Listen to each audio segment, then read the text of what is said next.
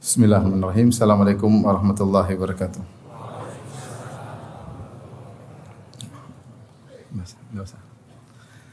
Alhamdulillahi ala ihsani wa syukru lahu ala taufiqihi wa amtinani wa asyhadu an la ilaha illallah wahdahu la syarika lahu ta'ziman li sya'nih wa asyhadu anna Muhammadan abduhu wa rasuluhu adda ila ridwanih. Allahumma salli alaihi wa ala alihi wa ashabihi wa ikhwanih. Hadirin hadirat yang dirahmati oleh Allah Subhanahu wa taala. Pada kesempatan pagi ini kita akan bahas tentang topik terkait dengan bagaimana kita belajar untuk bisa berbahagia bersama Allah, yaitu yang secara syariat disebut dengan al-khulwah ma'allah, yaitu berdua-duaan bersama Allah Subhanahu wa taala. Inilah topik yang kita semua membutuhkannya karena kita mengakui kebanyakan waktu kita adalah berinteraksi dengan makhluk, dan jika dibandingkan dengan interaksi kita dengan Allah sangat sedikit ya. Waktu kita untuk berkhulwat dengan Allah hanyalah sedikit, dan kebanyakan kita atau banyak dari kita waktunya habis untuk interaksi dengan manusia atau membicarakan manusia atau mengomentari manusia atau membaca komentar orang lain tentang orang lain, dan demikianlah waktu kita ya terbuang-buang pada kesibukan terkait dengan manusia. Oleh karenanya, ini adalah sebab yang menjadikan hati kita terkadang menjadi keras, susah untuk khusyuk, susah untuk terenyuh ketika mendengar ayat-ayat Allah Subhanahu wa taala, karena terlalu banyak membicarakan manusia atau mengomentari manusia atau berbicara tentang dunia dan yang lainnya, dan jarang berkhulwat dengan Allah Subhanahu wa taala.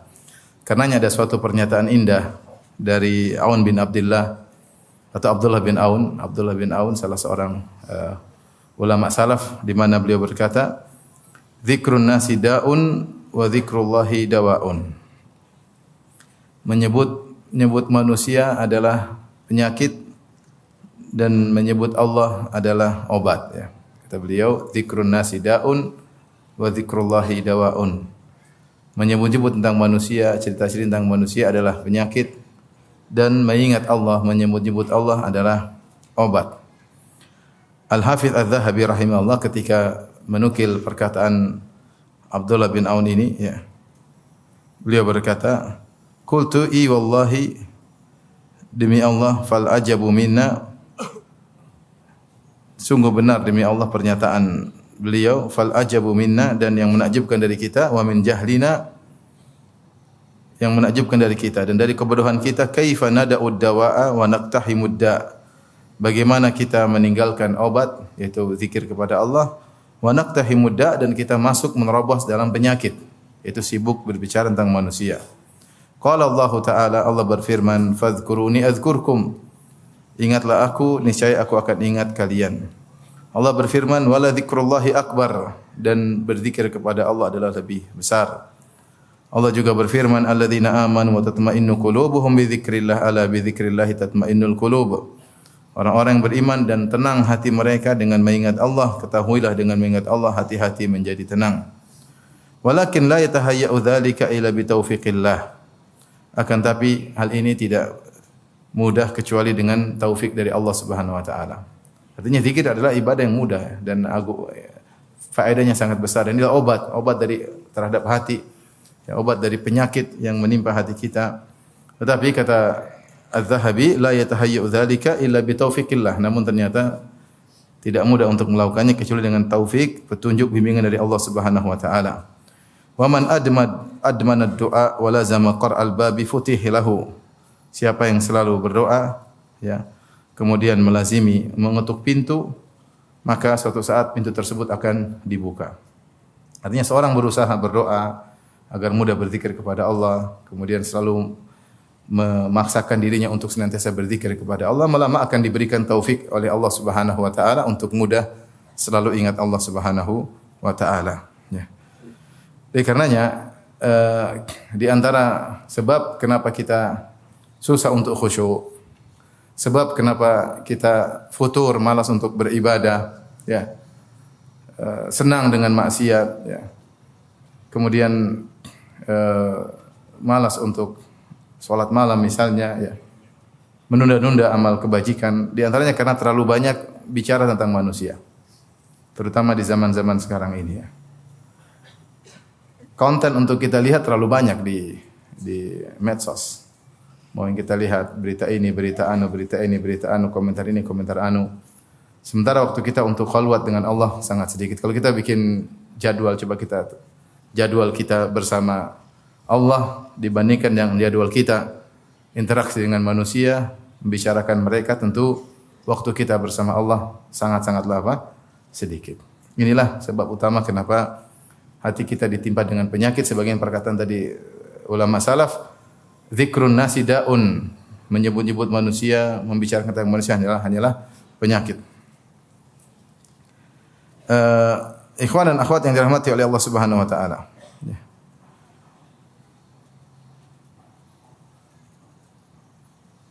Oleh karenanya para ulama mengingatkan akan hal ini ya.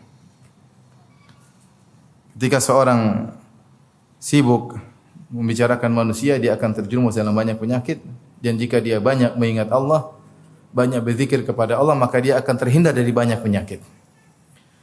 As-Sa'di atau As-Sa'di, Al-Alama As-Sa'di, gurunya Syekh Utsaimin rahimahullah pernah berkata, "Walau lam yakun fi dzikrihi ghairu annahu tariqun ila hubbil ilahi wa mursyidu wa yanhal fata an ghibatin wa namimatin wa an kulli qaulin lid-diyanati mufsidu."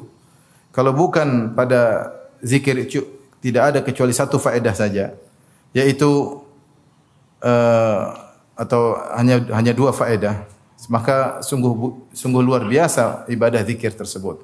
Kemudian beliau menyebutkan dua faedah tersebut. Kalau seandainya zikir tidak memiliki faedah kecuali dua ini, maka sungguh zikirlah ibadah yang agung. Yang pertama kata beliau, tariqun ila hubbil ilahi wa mursyidu. Dengan berzikir kepada Allah maka seorang akan menjadi cinta kepada Allah ya. Dengan sering mengingat Allah, menyebut nama Allah Subhanahu wa taala, membaca firman Allah, maka seorang akan menjadi cinta kepada Allah. Zikir adalah jalan untuk mengantarkan seorang hamba cinta kepada Allah, wa mursyid, pembimbing. Dan juga yang kedua, wa yanhal fata an ghibatin wa namimah. Ketika seorang banyak berzikir maka dia akan terhalangi dari ghibah dan namimah, dan juga dari perkataan-perkataan yang merusak agamanya. Hal ini senada dengan apa yang diucapkan oleh Al-Imam Ibnu Qayyim rahimahullahu taala, bahwasanya dengan banyak berzikir seorang akan terhindar dari banyak penyakit akibat banyak menyebut manusia. Beliau berkata, "Annahu sababu istighalil lisani 'anil ghibah wan namimah wal kadzib wal fuhsy wal batil." Zikir sebab seorang terlalaikan, lisan tersibukkan sehingga tidak sempat untuk ghibah, tidak sempat untuk namimah, tidak sempat untuk berdusta, tidak sempat berkata-kata kotor, berkata yang batil. Fa innal 'abda la budda lahu yatakallam, karena manusia pasti berbicara. Kata Ibnu Qayyim, manusia pasti berbicara.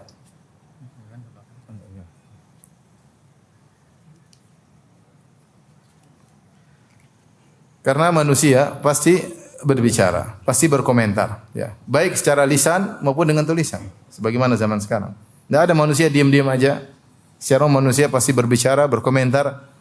Manusia hobi untuk komentar, hobi untuk berbicara. Apakah dia ungkapkan dengan lisan atau diungkapkan dengan tulisan? Maka kata Ibnu Qayyim, fa innal abda la budda lahu an yatakallam, hamba pasti berbicara. Fa illam yatakallam bi dzikrillah ta'ala wa dzikri awamirihi, takallama bi hadhil muharramat aw ba'dihha. Jika dia tidak menyibukkan lisannya untuk berbicara dengan zikir kepada Allah dan juga menyebut tentang perintah Allah, syariat-syariat Allah, maka dia akan berbicara dengan perkara-perkara yang haram ini, itu ghibah, namimah dan yang semisalnya, kebatilan, kedustaan, perkataan keji, au ba'dihha, atau sebagian dari kemungkaran-kemungkaran tersebut. Wala sabila ila salamati minha albatta illa bi dzikrillah ta'ala. Dan tidak mungkin selamat dari ini semua kecuali dengan berzikir kepada Allah Subhanahu wa taala. Wal musyahadatu wa tajribatu syahidani bidzalik.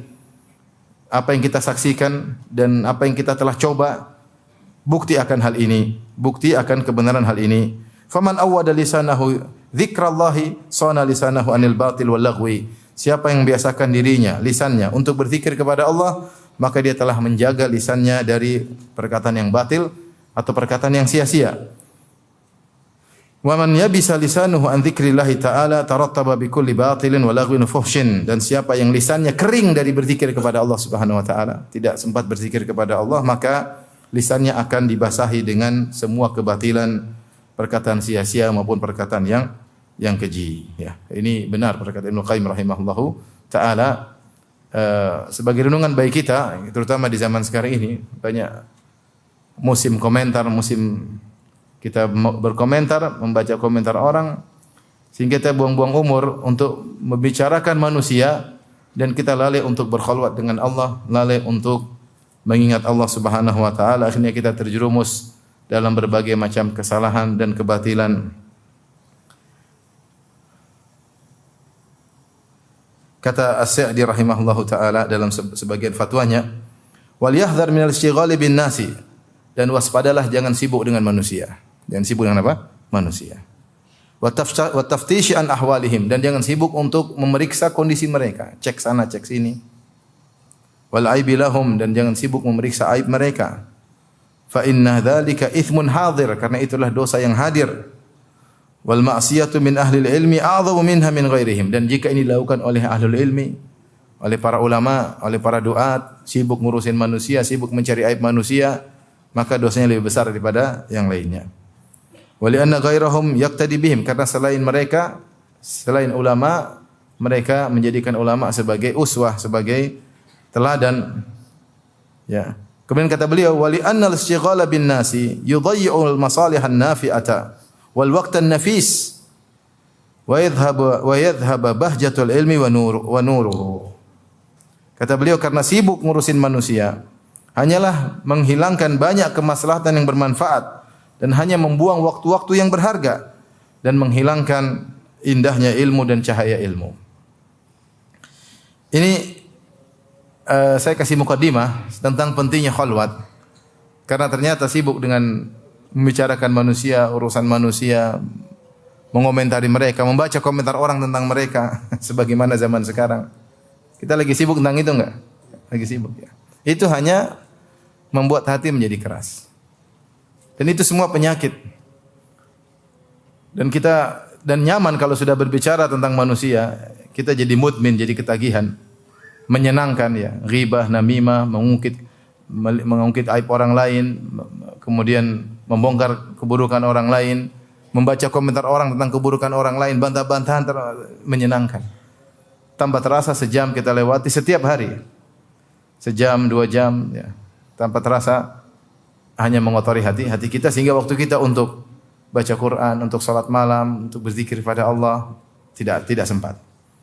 Tidak sempat berkhulwat dengan Allah Subhanahu wa taala. Bagaimana kita mau bahagia? Bagaimana kita mau bahagia? Karena tidak mungkin bahagia kecuali bersama Allah. Yang ciptakan hati kita adalah Allah Subhanahu wa taala. Yang menganugerahkan kebahagiaan adalah Allah Subhanahu wa taala. Karena Ibnu Qayyim rahimahullah punya perkataan yang indah dalam kitabnya Iddatus Sabirin wa Dhakhiratus Syakirin. Beliau berkata, "Inna fil qalbi sya'than la yulimmuhu illa al-iqbal 'ala Allah." Sungguhnya dalam hati itu ada sya'th, itu ada luka yang tidak ada yang bisa menyembuhkannya kecuali menuju kepada Allah Subhanahu wa taala. Ada penyakit, ada luka, tidak mungkin sembuh kecuali kita kembali kepada Allah. Wa alaihi wahsyah la yuziluha illa al-uns bihi fi khalwatihi. Dan ada keterasingan dalam hati ya. Ada rasa keras, ada rasa tidak nyaman dalam hati. Tidak mungkin hilang kecuali dengan al-uns bihi fi khalwatihi, kecuali dengan bersama Allah dalam khalwat dengannya. Ya, kesendirian bersama Allah Subhanahu wa taala, itulah yang bisa menghilangkan keterasingan, kekeringan hati. Wa fihi huzun, dan juga dalam hati itu ada kesedihan. La yudhibuhu illa surur bima'rifatihi wa sidqu muamalatihi. Dan dalam hati itu ada kesedihan.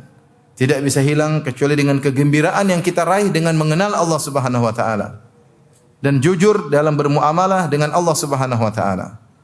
Wa fihi qalaqun la yusakkinuhu illa al-istima' alaihi wal firaru minhu ilaihi. Dan dalam hati ada kegelisahan, tidak bisa menenangkannya ya, kecuali berkumpul dengan Allah Subhanahu wa taala, berlari dari maksiat kepada Allah menuju ketaatan kepada Allah Subhanahu wa taala. Wa fihi niranun hasaratin, dan dalam hati ada api-api penyesalan. La yutfi'uha illa ridha bi amrihi wa nahyihi wa qada'ihi wa mu'anaqati sabri ala dzalika ila waqti liqa'ihi. Ya, ada api-api yang menyala karena penyesalan-penyesalan yang tidak bisa memadamkannya kecuali ridha dengan perintah Allah dan keputusannya, ridha dengan perintah dan larangan Allah, ridha dengan keputusan Allah dan dengan memeluk kesabaran. Peluklah kesabaran sampai ke waktu bertemu dengan Allah Subhanahu wa taala. Baru jika demikian baru kemudian api penyesalan tersebut bisa redup. Ibnu Qayyim rahimahullah menyebutkan bahwasanya tidak mungkin bahagia kecuali dengan dekat kepada Allah Subhanahu wa taala. Apapun penyakit hati yang kita rasakan, yang beliau sebutkan, ada luka dalam hati, ada kekeringan dalam hati, ada kesedihan, ada kegelisahan, ada penyesalan, ada penderitaan, semua jalan keluarnya adalah khalwat dengan Allah Subhanahu wa taala. Dari sini kita tahu bahwasanya berkhalwat dengan Allah Subhanahu wa taala adalah ibadah yang agung dan faedahnya sangat luar biasa. Kembali kepada sang hamba, dia akan bahagia. Makanya kita dapati sebagian orang kalau rajin salat malam, kita tidak lihat kesedihan dalam wajahnya. Hidupnya mungkin setengah mati, ekonominya mungkin sulit, mungkin ada masalah dalam keluarganya, tapi dia bisa menjalani dengan tenang. Kenapa? Dia berkhalwat dengan Allah Subhanahu wa taala. Sementara sebagian orang mungkin telah dipenuhi kebutuhan duniawinya, tapi gelisah, tidak tentram, tidak tenang. Kenapa? Dia mencari kebahagiaan tidak pada tempatnya. Dia mencari kebahagiaan pada sibuk dengan ngurusin manusia, sehingga dia tidak bahagia. Ini sebagaimana ya hal yang sudah dijelaskan oleh para ulama, tinggal kita mau praktek atau tidak. Anda ingin bahagia, mudah, khalwat dengan Allah Subhanahu wa taala. Kurangi interaksi dengan manusia. Artinya jangan omongin manusia, jangan terlalu lihat komentar tentang manusia. Sudah sibuk dengan baca Quran, dengan salat malam, dengan zikir kepada Allah Subhanahu wa taala, maka kebahagiaan itu akan datang sebagaimana penjelasan Ibnu Qayyim rahimahullahu taala. Anda sendiri tidak akan hilang kecuali dengan ridha keputusan Allah Subhanahu wa taala. Ya. Anda tidak akan hilang kegelisahan kecuali dekat dengan Allah Subhanahu wa taala. Oleh karenanya Muslim bin Yasar berkata, "Ma taladzadzal mutaladzizun bimithli khalwati bimunajatillahi azza wa jalla." Tidaklah orang-orang berlezat-lezat seperti kelezatan bermunajat dengan Allah Subhanahu wa taala. Muhammad bin Yusuf berkata, "Man arada ta'jilan ni'am falyukthir min munajatil khalwah." Siapa yang ingin nikmat disegerakan, itu kebahagiaan disegerakan, hendaknya dia memperbanyak bermunajat kepada Allah dalam khalwatnya.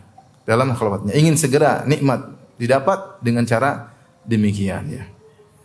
Makanya Ibnu Taimiyah rahimahullah berkata, "Inna fid dunya jannatan man lam yadkhuluha lam yadkhul jannatal akhirah." Di dunia itu ada surga, yaitu kebahagiaan. Siapa yang tidak masuk dalam kebahagiaan dunia, dia tidak akan mendapatkannya di akhirat kelak. Sekarang Ibnu Taimiyah rahimahullah berkata, orang yang beriman yang sering mengingat Allah Subhanahu wa taala pasti bahagia, pasti bahagia. Ini diucapkan oleh seorang ulama, bukan yang hidup dalam kenyamanan, dalam kemewahan, tidak. Yang dipenjara berulang-ulang. Yang dimusuhi oleh banyak orang, yang dituduh dengan tuduhan yang tidak-tidak. Ibnu Taimiyah rahimahullah taala. Tapi dia menyampaikan bahwasanya orang beriman itu memiliki surga yang dia bawa ya di hatinya. Kata Ibnu Taimiyah rahimahullah taala dalam perkataan yang lain, "Ma yaf'alu a'da'i bi jannati fi qalbi." Apa yang tidak dilakukan oleh musuh-musuhku kepadaku? Mereka penjarakan aku berulang-ulang sampai disebut 8 kali beliau di penjara dan akhirnya wafat di penjara. Apa yang mereka tidak lakukan kepadaku? Jannati fi qalbi, surgaku ada di hatiku. Subhanallah. Ini bukan diucapkan oleh orang yang penuh dengan kemewahan, tapi diucapkan oleh seorang yang diuji dengan berbagai macam ujian. Makanya sebagian salaf mengatakan, "Lau ya'lamu al-muluk wa abna'ul muluk ma nahnu fihi minan na'im." Seandainya para raja dan para pangeran-pangeran tahu tentang nikmat yang kami rasakan, la jaladuna alaihi bisuyuf, tentu mereka akan memerangi kita untuk merampas kebahagiaan tersebut. Ya.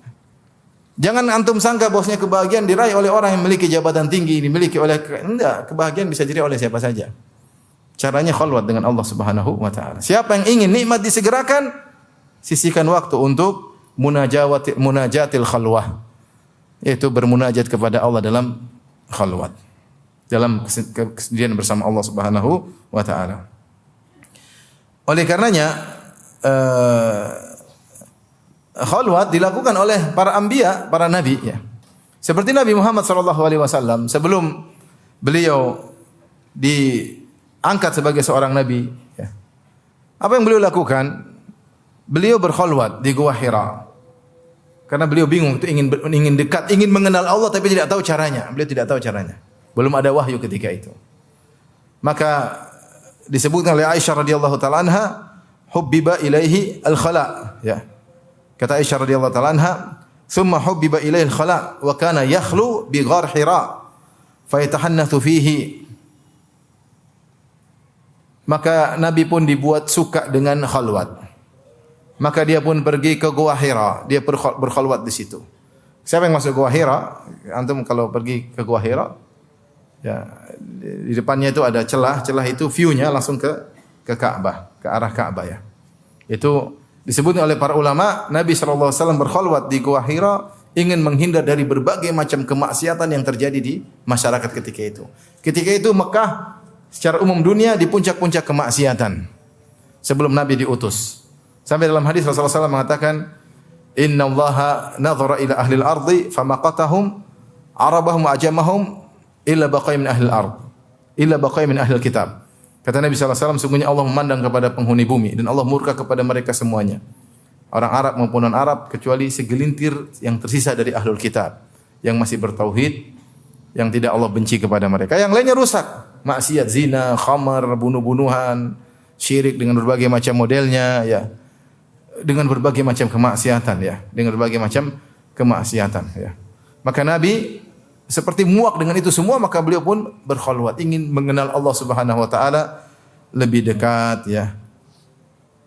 Kalau sudah habis bekalnya, beliau kembali lagi, kemudian beliau berkhalwat ya. Tentunya ini dilakukan oleh Nabi karena Nabi tidak tahu bagaimana untuk mengenal Allah. Sampai akhirnya turun ayat kepada Nabi sallallahu alaihi wasallam, baru Allah ajarkan bagaimana berkhalwat yang benar. Yang benar. Tapi intinya Rasulullah SAW ingin mengenal Allah dengan menyendiri. Maka di antara surat-surat yang pertama kali turun kepada Nabi sallallahu alaihi wasallam, dan ini menunjukkan khalwat, adalah surat Al-Muzammil. Ya, surat Al-Muzammil ya. Ya ayyuhal muzammil qumil laila illa qalila nisfahu aw inqus minhu qalila aw zid 'alaihi wa ratil qur'ana tartila. Inna sanulqi 'alaika qawlan thaqila illa nashi'atal laili hiya ashaddu wat'an wa aqwamu qila. Innalaka fin nahari sabhan tawil. Kata Allah Subhanahu wa taala, wahai orang yang berselimut, bangunlah salat malam. Ya, sepenuhnya kecuali hanya sedikit, tapi kebanyakannya untuk salat malam. Nisfahu aw inqus minhu qalila. Salatlah malam engkau setengah malam atau kurangi dari setengah malam. Au zid alaihi atau lebih dari setengah malam. Itu Allah suruh Nabi salat malam. Ini khalwat yang benar. Rasulullah setelah itu tidak lagi ke Gua Hira karena ada cara khalwat yang diajarkan oleh Allah Subhanahu wa taala dengan salat malam. Ini di awal-awal dakwah sebelum turun berbagai macam syariat. Rasulullah SAW disuruh berkhalwat oleh Allah Subhanahu wa taala. Karena dalam khalwat tersebut banyak faedah yang dapat oleh Nabi SAW, bekal charger bagi iman Nabi SAW. Karena di siang hari Rasulullah SAW akan mendapati berbagai macam ujian, cobaan, berbagai macam hinaan dan yang lainnya. Dan ini subhanallah, khalwat ini disyariatkan sejak awal Islam. Sejak awal Islam. Ada khilaf di kalangan para ulama, para sahabat juga yang masuk Islam, ada yang mengatakan juga diwajibkan selama setahun. Setelah itu baru kemudian kembali hukumnya sunnah. Ya. Tapi maksud saya, ibadah khalwat itu salat malam adalah kebiasaan para anbiya. Mereka bermunajat kepada Allah Subhanahu wa taala. Lihatlah Nabi Daud alaihissalam, apa kata Nabi sallallahu alaihi wasallam? Afdhalus salati salatu Daud. Sebaik-baik salatnya Nabi Daud alaihissalam. Kana yanamu nisfal lail wa yusalli thuluthahu wa yanamu sudusahu. Beliau tidur setengah malam, kemudian beliau salat sepertiga malam, kemudian beliau tidur lagi seperenam malam. Sepertiga malam untuk bermunajat kepada Allah Subhanahu wa taala. Lihatlah Nabi Musa alaihissalam dipanggil oleh Allah untuk bermunajat kepada Allah. Ketika dipanggil dia datang segera, ingin ketemu Allah. Wa ma ajalaka an qaumika ya Musa. Kenapa kau datang sebelum waktunya wahai Musa? Kata Allah. Dipanggil ada waktunya, Nabi Musa datang sebelum waktunya. Kata Nabi Musa, wa ajiltu ilaika rabbi litarda. Aku bersegera menuju engkau ya Allah agar engkau ridha kepada aku. Ingin segera bermunajat dengan Allah Subhanahu wa taala. Sampai kata para ulama, ketika Nabi Musa alaihissalam bermunajat dengan Allah, dia merasakan kelezatan luar biasa. Ya, karena benar-benar dia mendengar suara berbicara dengan Allah Subhanahu wa taala. Begitu merasakan kelezatan, dia ingin lihat Allah. Dia mengatakan, Rabbi arini anzur ilaik. Saya ingin lihat engkau ya Allah. Saking rindunya. Ada kelezatan yang dia rasakan. Dia minta yang lebih lezat, yaitu melihat apa? Allah Subhanahu wa taala. Itu kelezatan tertunda, hanya bisa dirasakan nanti di hari kiamat di surga. Kelezatan yang terbaik adalah memandang wajah Allah Subhanahu wa taala. Demikian juga Allah menyebutkan misalnya ya,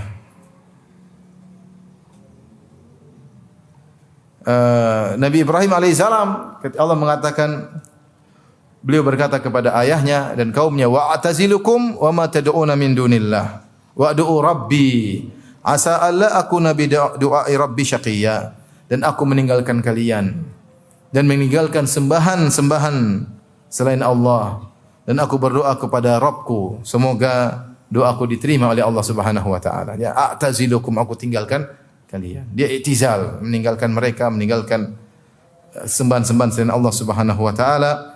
Ya, di antaranya agar bisa berkhalwat kepada Allah Subhanahu wa taala.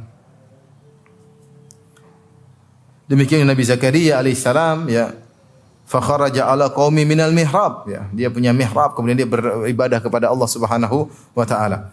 Intinya, ikhwan dan akhwat yang rahmati Allah Subhanahu wa taala, bahwasanya berkhalwat bersama Allah, bermunajat dengan Allah ini mendatangkan kebahagiaan. Saya sering sampaikan bahwasanya kita bisa meraih kebahagiaan dari beberapa sebab.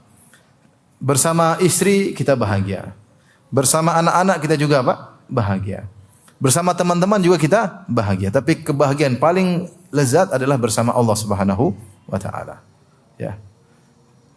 Dan bahkan kalau kebersamaan dengan Allah tidak ada, maka yang lain bisa rusak. Sama istri tidak ada kebahagiaan, sama teman-teman tidak ada kebahagiaan, sama anak tidak ada kebahagiaan. Maka seorang jangan lupa untuk fokus bisa berbahagia dengan Allah. Maka paksa diri untuk punya waktu untuk berkhalwat dengan Allah Subhanahu wa taala. Tapi di antara dalil-dalil yang lain yang juga menunjukkan tentang keutamaan khalwat dengan Allah Subhanahu wa taala, seperti sabda Nabi sallallahu alaihi wasallam tentang 7 golongan yang Allah naungi pada hari kiamat kelak. Ya. Sab'atun yudhilluhumullah fi yaumin la dhilla illa dhilluh. 7 golongan yang Allah naungi pada hari kiamat kelak di padang mahsyar ketika jarak matahari 1 mil dan tidak ada naungan kecuali dengan Allah Subhanahu wa taala. 7 golongan tersebut di antaranya kata Nabi sallallahu alaihi wasallam, rajulun dzakarallaha khaliyan fafadat ainah. Seorang yang mengingat Allah dalam kondisi sendirian, khalian. Fafadat ainah, kemudian dia pun menangis. Dan ini sebagaimana dijelaskan oleh Ibnu Hajar rahimahullahu taala, ya, ketika mengomentari hadis ini, rajulun dzakarallaha khaliyan, seorang ketika berzikir kepada Allah dalam kondisi bersendirian, fafadat ainah, kemudian dia pun menangis. Wa qauluhu dzikrullah dzakarallah ay biqalbihi min at-tadhakkur atau bilisanihi min adz-dzikr, yaitu dia mengingat Allah dengan hatinya atau dengan lisannya, ya. Wa khaliyan min al-khulu, khaliyan maksudnya dia bersendirian. Li'annahu yakunu hina idzin ab'adu min ar-riya, karena kalau dia sendirian jauh daripada riya, jauh daripada riya. Sehingga dia berzikir kepada Allah Subhanahu wa taala, berkhalwat khalian sendirian, tidak ada yang melihat. Kemudian dia duduk merenungkan Allah Subhanahu wa taala, merenungkan dosa-dosanya, mengingat keagungan Allah Subhanahu wa taala dengan hatinya dan lisannya. Dia ingat tentang hari kiamat, tentang dosa-dosanya, maka dia pun menangis. Ya, maka ini adalah ibadah yang agung, menyebabkan seorang dinaungi oleh Allah pada hari kiamat kelak di antara 7 golongan. Di antara hal yang menakjubkan disebut oleh para ulama, di antara 7 golongan tersebut, Nabi mengatakan rajulani tahabba fillah ijtama alaihi wa tafarraqa alaihi. 2 orang yang saling mencintai karena Allah Subhanahu wa taala. Mereka bertemu karena Allah dan berpisah karena Allah. Bertemu karena Allah, kita paham itu bertemu karena ada kegiatan, ya mungkin bertemu di masjid karena ikut pengajian, sama-sama belajar agama. Bertemu karena sama-sama ingin bantu anak yatim misalnya. Bertemu karena urusan-urusan dakwah, bertemu karena urusan akhirat. Kita ngerti. Tapi apa maknanya berpisah karena Allah? Ada beberapa tafsiran tentang makna berpisah karena Allah. Di antaranya adalah mereka pun berpisah karena Allah karena mereka masing-masing ingin khalwat bersama Allah Subhanahu wa taala. Karena kalau setiap saat bertemu dengan teman, kapan mau berkhalwat dengan Allah? Maka mereka pun harus berpisah karena Allah. Supaya masing-masing bisa khalwat untuk berzikir kepada Allah dalam kesendiriannya. Ya, dalam kesendiriannya. Maka kalau kita maknakan wa tafarraqa alaihi, berpisah karena Allah dengan makna ini, maka ini juga menunjukkan akan keutamaan khalwat bersama Allah, merupakan sebab seorang dinaungi oleh Allah pada hari kiamat. Di hari tidak ada naungan kecuali naungan Allah Subhanahu wa taala. Demikian juga di antara dalil yang menunjukkan tentang keutamaan khalwat bersama Allah Subhanahu wa taala, di antaranya keumuman hadis riwayat Muslim dari hadis Sa'ad bin Abi Waqqas radhiyallahu anhu, beliau berkata, Rasulullah SAW bersabda, "Innallaha yuhibbul 'abdal taqiyal ghaniyal khafi." Sungguhnya Allah mencintai seorang hamba yang bertakwa, yang al-ghani, yang cukup, tidak minta-minta kepada orang lain, dia merasa cukup ya. Kemudian al-khafi, yang sembunyi, yang bersembunyi, artinya tidak sering, dia sering bersendirian. Di antara makna hadis ini adalah sering bersendirian, tidak ingin tampil, tidak suka tampil, suka bersendirian. Khafi maksudnya tersembunyi. Di antara maknanya berkhalwat dengan Allah Subhanahu wa taala. Allah suka dengan hamba yang seperti ini. Dia bersendirian, kemudian berzikir kepada Allah, baca Al-Quran, berkhalwat bersama Allah, dia bermunajat kepada Allah, nikmati kebersamaannya dengan Allah Subhanahu wa taala. Demikian juga di antaranya keumuman hadis Rasulullah SAW bersabda, "Man istata'a minkum an yakuna lahu khabi'un min amalin salih falyaf'al." Siapa di antara kalian yang mampu untuk memiliki amalan saleh yang tersembunyi, maka lakukanlah. Di antara amalan soleh yang disembunyikan oleh seorang ketika dia berkhalwat bersama Allah Subhanahu wa taala. Apakah dia bersendirian ketika salat malam, ataukah dia bersendirian ketika baca Al-Qur'an, ataukah dia bersendirian ketika zikir kepada Allah Subhanahu wa taala, apakah dia bersendirian ketika dia berdoa bermunajat kepada Allah Subhanahu wa taala. Di antara amal yang dicintai oleh Allah adalah amalan yang disembunyikan. Di antara amal yang bisa disembunyikan adalah dengan berkhalwat kepada Allah Subhanahu wa taala. Taib, ini di antara dalil tentang keutamaan khalwat. Di antaranya semua dalil tentang keutamaan salat malam, termasuk keutamaan khalwat kepada Allah Subhanahu wa taala. Taib. Ikhwan dan akhwat yang dirahmati Allah Subhanahu wa taala. Apa itu khalwat? Ya, dan cara-cara kita berkhalwat kepada Allah Subhanahu wa taala. Khalwat maknanya secara umum yaitu seorang bersendirian, ya, menjauhkan diri dari pandangan manusia, dan juga menjauhkan diri dari connecting interaksi dengan makhluk. Kemudian dalam kesendirian tersebut dia menampakkan kerendahannya, kehinaannya, kebutuhannya kepada Allah Subhanahu wa taala. Atau dia menyampaikan kegelisahannya, kesedihannya kepada Allah Subhanahu wa taala. Atau dia mengingat Allah, keagungan Allah Subhanahu wa taala. Itu namanya khalwat. Intinya dia bersendirian dalam rangka untuk mengingat Allah. Mengingat Allah itu banyak. Bisa dengan baca Quran, bisa dengan salat, bisa dengan berzikir, bisa dengan berdoa kepada Allah, bisa dengan menyampaikan kegelisahan, curhat kepada Allah Subhanahu wa taala. Ini semuanya namanya apa? Khalwat. Ini namanya khalwat. Berusaha menjauhkan diri dari pandangan manusia. Ini mengingatkan saya tentang pernyataan Ibnu Rajab Al-Hambali ketika membahas tentang i'tikaf, karena di antara bentuk khalwat adalah i'tikaf. Beliau berkata, hakikat i'tikaf adalah qatul alaik anil khalaik wa ittisalu bi khidmatil khaliq. Kata beliau, namanya i'tikaf, hakikat i'tikaf adalah memutuskan seluruh relasi dengan makhluk, kemudian nyambung dengan Allah Subhanahu wa taala. Itu namanya hakikat i'tikaf. Itulah hakikat khalwat. Dan khalwat secara umum ada dua, ada khalwat hati dan ada khalwat jasad. Yang paling utama adalah khalwat hati. Seorang hatinya selalu ingat kepada Allah. Ya. Bahkan khalwat hati ini dia bisa lakukan meskipun di tengah banyak orang. Kalau dia terbiasa ingat Allah Subhanahu wa taala dalam meskipun banyak orang depan, dia tidak peduli karena hatinya sedang berkhalwat dengan Allah Subhanahu wa taala. Orang rame dia baca buku, baca tafsir. Dia tenggelam dalam membahas syariat Allah Subhanahu wa taala. Ini khalwat, hatinya khalwat. Dia tawakal kepada Allah, dia kosongkan hatinya dari segala makhluk, dia hanya tawakal kepada Allah. Di tengah kesulitan hatinya sabar, ini khalwat. Khalwat hati. Makanya di antara perkataan indah dari Ibnu Hajar Al-Asqalani rahimahullah ketika membahas tadi yang saya sebutkan, wa rajulun dzakarallaha khalian fa fadat ainah, seorang yang mengingat Allah dalam kesendiriannya khalian, maka dia pun menangis. Di antaranya beliau berkata, setelah beliau menjelaskan khalian ay minal khulu, khalian diambil dari khulu itu kosong, dia sendirian, maksudnya li'annahu yakunu hina idzin ab'ada minar riya. Karena khulu ketika seorang sendirian maka lebih jauh daripada riya, karena enggak ada yang diharapkan untuk memujinya, karena orang enggak lihat dia sendirian. Dia nangis tidak ada yang melihat. Jadi kalau dia nangis depan banyak orang, mungkin orang puji dia. Enggak, dia nangis sendiri, tidak ada yang lihat. Kemudian beliau berkata, wal muradu khaliyan min iltifati ila ghairillah. Yang dimaksud dengan khaliyan itu kosong dari menengok kepada selain Allah, yaitu hati fokus kepada Allah. Walau kana fi mala'in, meskipun dia di depan banyak orang. Jadi Ibnu Hajar rahimahullah mengatakan, seorang bisa berkhalwat dengan hatinya meskipun depan banyak orang, yang penting dia tidak nengok kepada makhluk. Dia benar-benar fokus kepada Allah. Ini kalau seorang sudah terbiasa, maka dimanapun dia berada dia bisa berkhalwat. Di bandara, di pesawat dia santai, dia baca Quran, hatinya fokus kepada Allah Subhanahu wa taala. Dia berzikir, hatinya fokus kepada dia, tawakal, ada masalah sabar, tawakal kepada Allah, sabar, menyerahkan urusan kepada Allah Subhanahu wa taala, tidak berharap, tidak takut kecuali kepada Allah Subhanahu. Ini khalwat qalbiyah. Dan ini yang paling utama. Ini adalah landasan. Yang kedua, khalwat jasadiyah, itu jasad ini juga mendukung dengan kesendirian seorang jauh dari pandangan manusia, ini juga khalwat jasadiyah, ini juga mendukung. Makanya disyariatkan salat malam. Kata Nabi sallallahu alaihi wasallam, "Shallu bil laili wan nasu niyam." Salatlah kalian di malam hari ketika orang-orang sedang tidur. Artinya orang semua tidak ada lihat kamu. Kau berkhalwat dengan Allah, kau tidak berharap pujian manusia.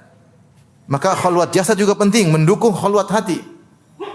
Karena kalau seorang bersendirian tidak ada yang lihat, dia bisa konsentrasi untuk bermunajat kepada Allah Subhanahu wa taala. Makanya disyariatkan salat malam ya. Disyariatkan misalnya i'tikaf agar seorang memojok sendiri mengingat Allah Subhanahu wa taala dan yang lainnya ya. Tapi yang paling utama adalah khalwat hati. Khalwat jasad membantu khalwat hati. Adapun bentuk-bentuk khalwat yang mungkin kita lakukan, ikhwan dan akhwat yang dirahmati oleh Allah Subhanahu wa taala. Yang pertama dalam keseharian misalnya adalah salat malam.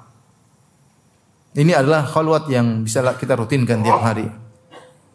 Yang terutama di sepertiga malam yang terakhir, yang di mana Rasulullah SAW bersabda, "Yanzilu Rabbuna tabaraka wa ta'ala hina yabqa thulutsal akhir minal lail."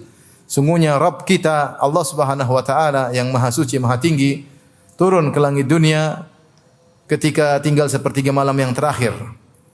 Kemudian fayaqul, Allah berkata, "Hal min da'in fastajiba lahu." Apakah ada dari hambaku yang berdoa akan aku kabulkan? Hal min mustaghfirin faghfir lahu. Adakah orang yang minta ampun kepadaku akan aku ampuni? Hal min sa'irin fa'utiya su'lah. Adakah orang yang mohon kepadaku akan aku kabulkan permohonannya? Subhanallah, cari hamba-hambanya. Allah yang maha kaya menawarkan kemuliaannya, menawarkan rahmatnya, barokatnya kepada hamba-hamba yang bangun di malam hari tersebut. Maka saatnya kita cari muka kepada Allah. Sudah terbiasa kita cari muka kepada manusia, bangun malam itu, paksa diri, nyalakan jam waker ya, alarm, kalau perlu alarmnya 3 ya, 1 di atas lemari, 1 di telinga istri, 1 di bawah kolong. Kalau antum enggak bangun, istri yang bangun insyaallah. Bismillah, semangat, lama-lama terbiasa berkholwat. Saatnya berkholwat, ya Allah, saya ingin cari kebahagiaan. Bangun. Enggak usah banyak-banyak, setengah jam, 1 jam. Alhamdulillah. Allah akan pasti kasih kebahagiaan, pasti. Pasti. Di mana antum sudah berkorban membuang kebahagiaan tidur untuk meraih kebahagiaan hakiki yang sejati. Ya. Kemudian salat, kemudian menangis, Masya Allah.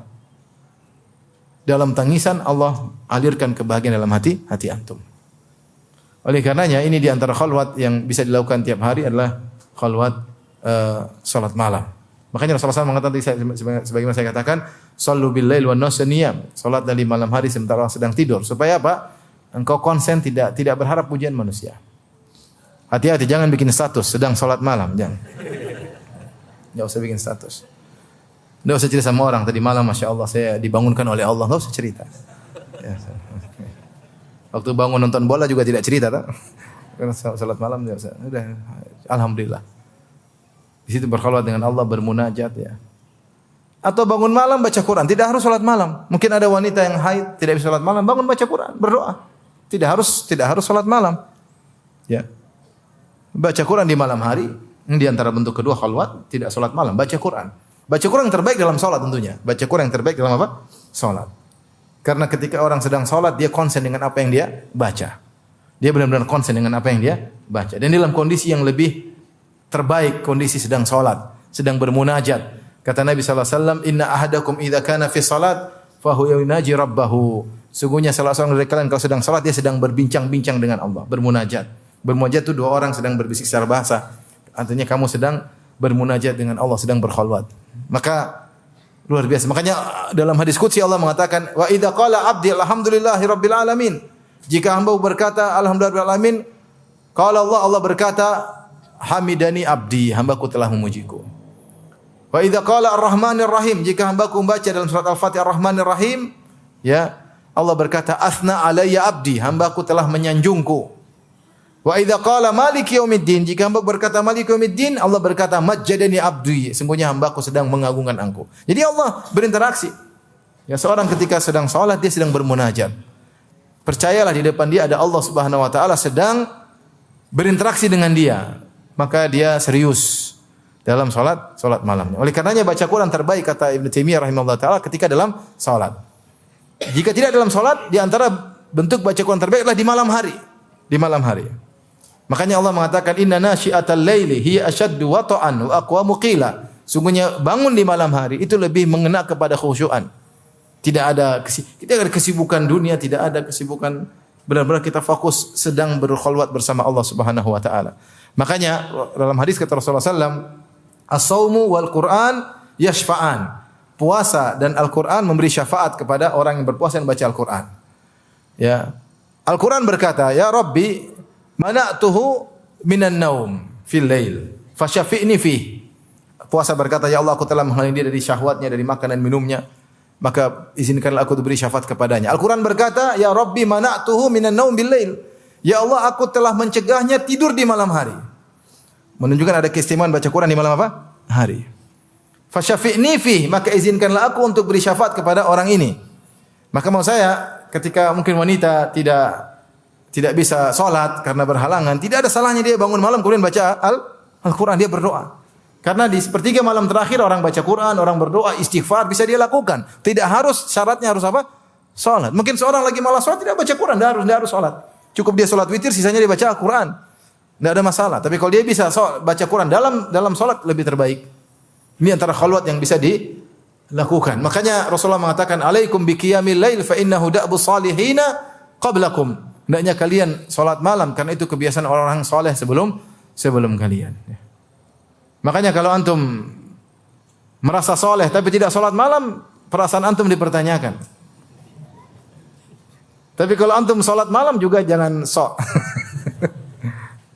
Intinya saya soleh tapi tidak pernah salat malam ya Pak. Salat perasaannya dipertanyakan. Karena Rasulullah mengatakan, "Alaikum biqiyamil lail fa innahu da'bus salihin qablakum."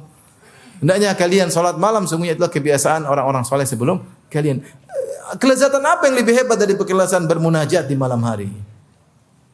Kebahagiaan yang disegerakan, kekuatan untuk bisa menghadapi problem di siang hari, salat malam.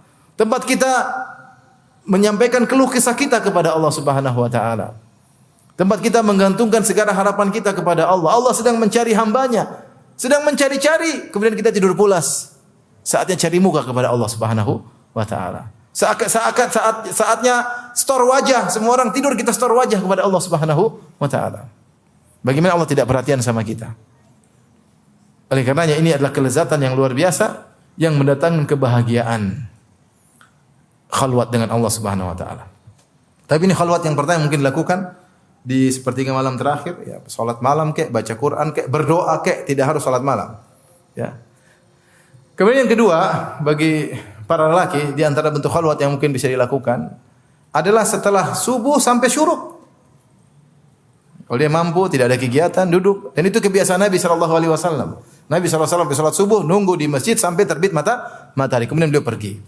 Adapun salat syuruk, ada khilaf di kalangan para ulama tentang keabsahan hadisnya. Ada yang mengatakan hadisnya hasan seperti Syekh Albani, Syekh bin Baz dan Syekh Utsaimin rahimahumullah, dan sebagian ulama mengatakan hadisnya dhaif karena diriwayatkan dari berbagai macam riwayat tapi semuanya syadidul dha'af, semuanya dhaif jiddan. Sehingga tidak bisa saling menguatkan, la yataqawwa. Intinya tetapi kebiasaan Nabi dari setelah salat subuh berzikir sampai terbit fajar ini sahih. Tinggal salatnya setelah itu salat syuruk, ini ada khilaf di kalangan para ulama. Tapi kalau antum duduk sampai subuh, dari subuh setelah salat subuh sampai terbit matahari, kemudian antum salat duha, enggak ada masalah. Karena syuruk adalah awal duha. Cuma yang jadi masalah pahalanya itu seperti haji yang sempurna atau seperti umrah yang sempurna, ini maka khilaf di kalangan para ulama tentang keutamaan salat syuruk tersebut. Adapun antum dari ibadah subuh berzikir kepada Allah sampai waktu syuruk kemudian salat duha, maka itu disyariatkan. Mau salat duha di masjid boleh, mau salat duha di mana, di rumah boleh. Taib. Dan tidak mengapa dilakukan oleh sebagian wanita juga, sebagaimana penjelasan Syekh bin Baz rahimahullahu taala, jika memang tidak ada kegiatan ya. Tentu kegiatan yang wajib lebih diutamakan. Seorang wanita menyiapkan urusan buat suaminya, buat anak-anaknya. Namun jika ternyata tidak ada kegiatan, suaminya juga mungkin syuruk baru pulang, anak-anaknya sudah pada besar-besar, sudah pada punya rumah tangga sendiri, tidak ada salahnya setelah salat subuh dia zikir, berkhalwat kepada Allah, dia baca Quran, zikir pagi ya. Kemudian dia berdoa kepada Allah, bersalawat kepada Nabi sallallahu alaihi wasallam sampai terbit matahari. Ini di antara waktu khalwat.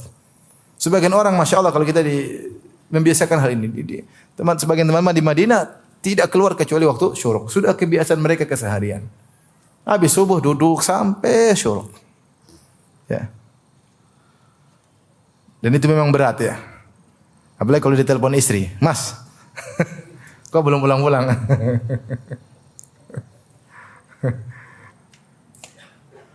Sebagian wanita pernah protes, "Ustaz, ini suami saya kalau sudah subuh enggak pulang-pulang.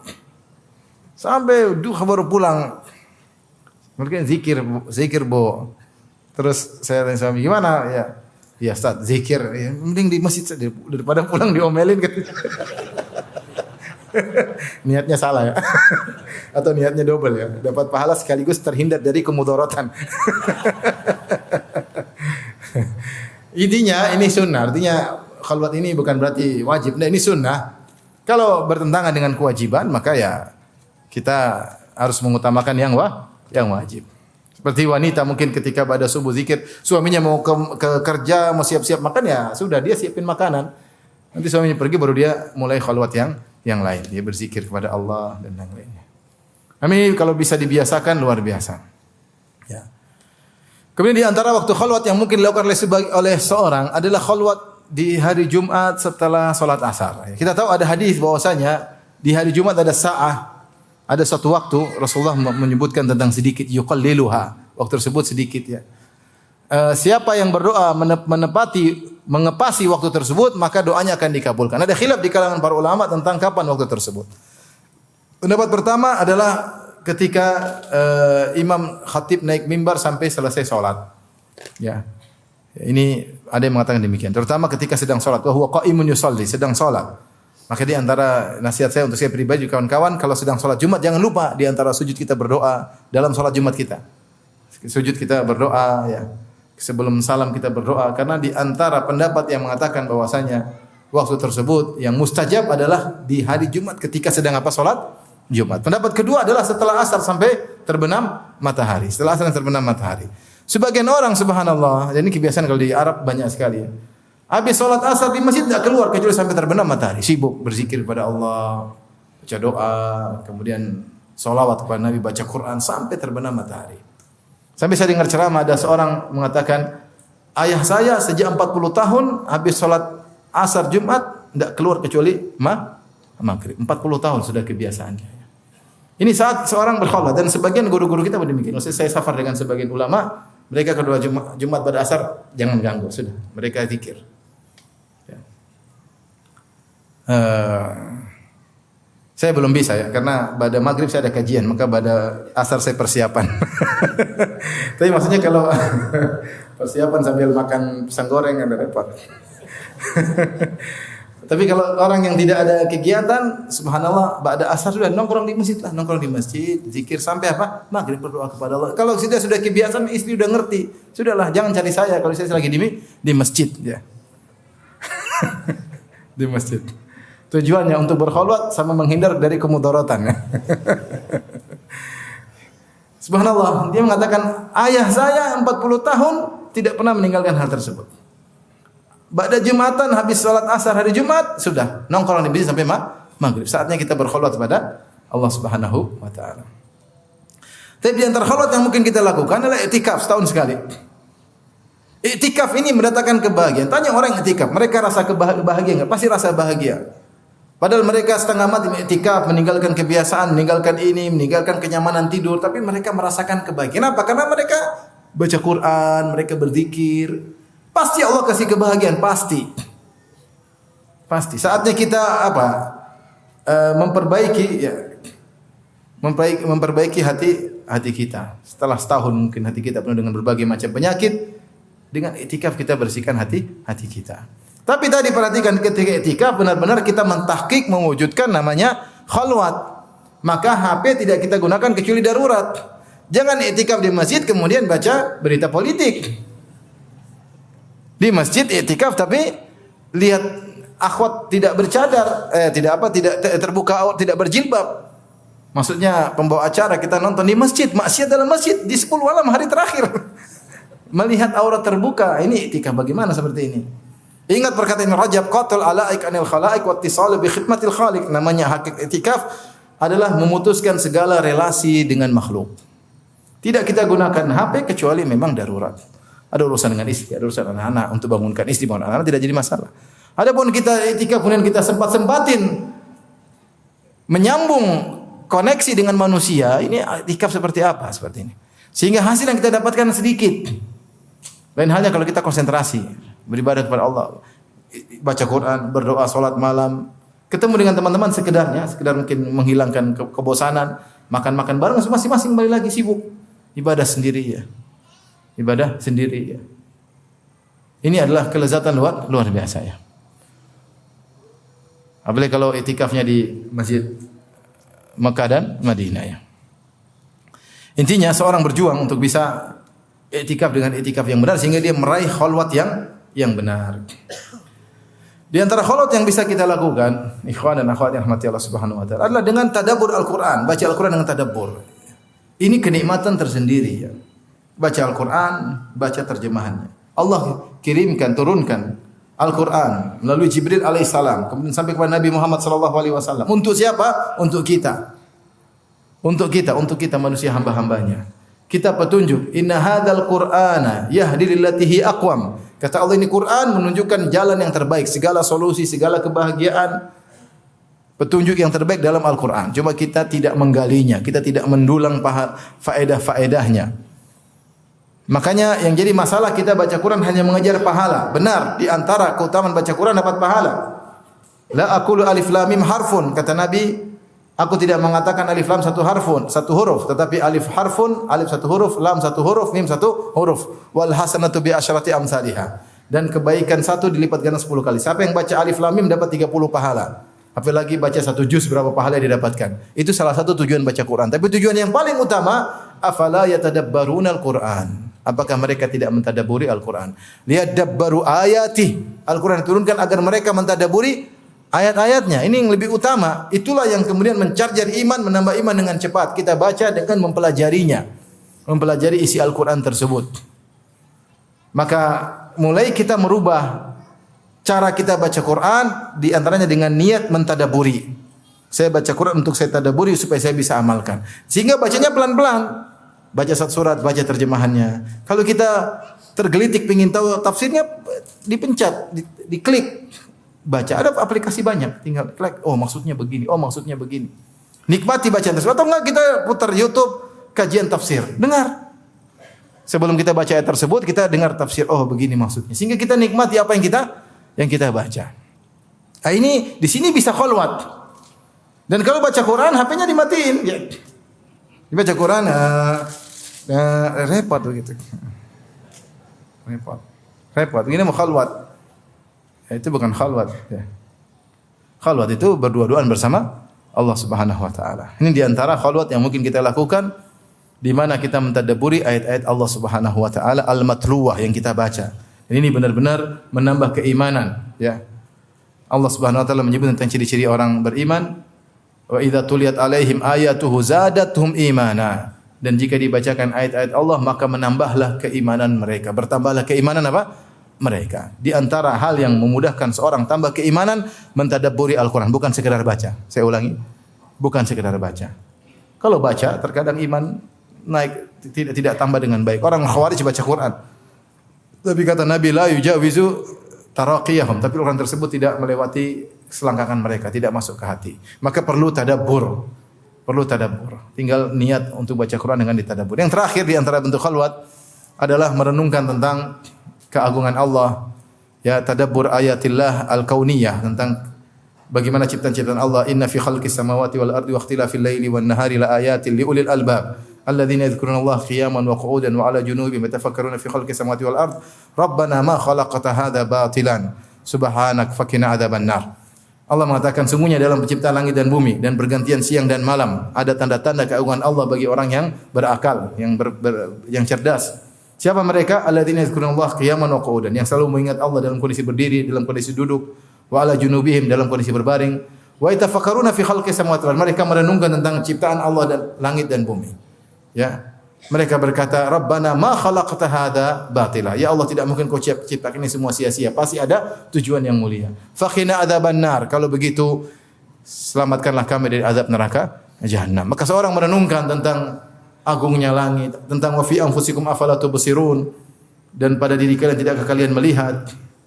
Ya. Sampai Allah mengatakan, afara'aitum ma tumnun, sederhana. Afara'aitum ma tumnun. Tidak kalian renungkan tentang air mani yang kalian keluarkan. Air mani, Allah bicara air mani. Antum takhluqunahu am nahnul khaliqun. Itu air mani kalian ciptakan, kami yang ciptakan. Benar dari tubuh kalian, tapi yang ciptakan siapa? Allah Subhanahu wa taala. Buktinya apa? Buktinya kita tidak bisa keluar air mani kapan saja. Butuh proses baru bisa keluar air mani. Dan air mani tersebut terkadang bisa membuah dan terkadang tidak bisa membuahi. Kalau bisa membuahi, kita tidak tahu anak laki atau perempuan. Yang menentukan laki perempuan siapa? Allah. Yang menentukan bentuknya siapa? Allah. Ada saatnya air mani tidak keluar ketika sangat tua, mungkin sangat sedikit. Allah juga. Jadi Allah kasih tahu air mani yang keluar dari tubuh kalian yang ciptakan siapa? Allah. Buktinya kalian tidak bisa ngapa-ngapain tentang air mani tersebut. Baru air mani, belum yang lain. Ya, artinya banyak sekali seorang merenungkan tentang organ-organ dalam tubuh, merenungkan tentang langit. Dan ini menambah keimanan kepada Allah Subhanahu wa taala. Luar biasa bagaimana ciptaan Allah Subhanahu wa taala. Aruni madza khalaqal ladzina min duni apa? Tunjukkan kepadaku mana ciptaan selain Allah Subhanahu wa taala. Hadza khalqullah. Fa aruni madza alladzi khalaqa wa aruni madza khalaqal ladzina min duni. Inilah ciptaan Allah, tunjukkan selain Allah apa ciptaan mereka, enggak ada. Ciptaan Allah luar biasa. Ini di antara bentuk khalwat seorang merenungkan tentang keagungan Allah dengan memikirkan agungnya ciptaannya, maka semakin menambah imannya kepada Allah Subhanahu wa taala. Demikianlah ikhwan dan akhwat yang dirahmati Allah Subhanahu wa taala.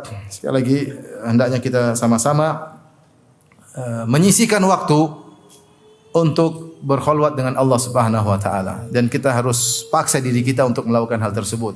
Karena itulah kunci kebahagiaan. Tidak ada yang ragu, kita hidup sekarang di zaman banyak sekali ya. Banyak sekali ujian, banyak sekali permasalahan, sebagaimana kata Imam Syafi'i rahimahullah taala, mihanuz zamani katsiratun la tanqadi. Sungguhnya ya ujian-ujian zaman banyak, tidak terputus-putus ya. Kata Imam Syafi'i rahimahullah taala. Ujian kita banyak yang kita hadapi. Dan kita tidak bisa menghadapi dengan baik kecuali dengan khalwat dengan Allah Subhanahu wa taala ya. Taib, wallahu taala alam bisawab. Terakhir saya ingatkan, khalwat yang dimaksud khalwat yang syar'i, bukan khalwat yang dibuat oleh ahlul bidah. Seperti masuk di goa, kemudian tidak boleh kena cahaya, tidak boleh makan kecuali nasi putih misalnya, ya, tidak boleh berbicara sama orang, sampai ada yang bilang tidak apa namanya, ada yang tidak buang air sampai 2 minggu, sampai ada yang sampai 2 tahun. Ini semua khalwat-khalwat sufiyah yang tidak boleh dilakukan oleh para sahabat radhiyallahu ta'ala anhum ajmain. Dan para sahabat lebih ngerti tentang agama daripada mereka. Dan ini dibantah oleh para ulama. Lihat mereka masuk di goa atau masuk di suatu rumah selama 2 minggu, 40 hari tidak kena matahari. Kapan mereka sholat Jumatnya? Mereka tidak sholat apa? Jumat. Mereka tidak sholat berjamaah. Mereka kapan ngurusin anak istri mereka? Bukan itu khalwat yang dimaksud. Yang dimaksud adalah seperti yang tadi kita sebutkan. Manusia dengan kegiatannya bisa dia ngurusi anak istrinya, dia bisa berinteraksi sholat berjamaah, tapi ada waktu khalwat dia berdoa dengan Allah Subhanahu wa taala, bukan khalwat-khalwat yang dilakukan bid'ah-bid'ah oleh kaum sufiyah ekstrim. Sampai sini saja kajian kita. Subhanakallah bihamdik asyhadu an la ilaha illa anta astaghfiruka wa atubu ilaik. Assalamualaikum warahmatullahi wabarakatuh.